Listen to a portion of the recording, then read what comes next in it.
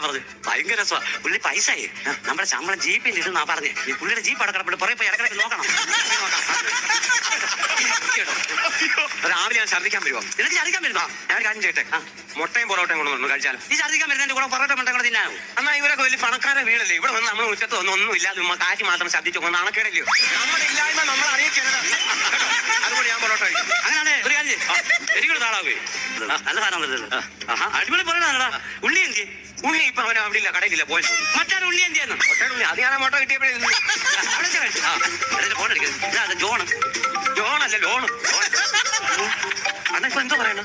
അവര് ലോൺ കഴിഞ്ഞ ദിവസം തൊട്ട് വിളി എന്റെ പൈസയിൽ കൊടുക്കാൻ. ഇത് കാണില്ലേ? ഇതിന്റെ അടവ് കാണില്ലേ? അടവ് ഞാൻ കാണിക്കാം. ലാസ്റ്റ് അടവായത്. ഹലോ സാറേ, പനിയാ സാറേ. പനിയാ. ഞാന് പനിക്കൊന്നും പോയിട്ടില്ല. അയ്യോ ഭയങ്കര പനി. അല്ല തരാം 2 ദിവസത്തിനുള്ളിൽ തരാം. സെറ്റായോ? സെറ്റായോ? ഞാൻ ഇതുപോലായിരുന്നു. പേറ്റിച്ചാട്ടി നിന്നെ ഇപ്പൊ കിടന്ന് അഭിനയിച്ചിട്ടുണ്ട്. അതല്ലേ നീ കാണിച്ചപ്പോ ഞാൻ മൈൻഡ് ചെയ്യാൻ.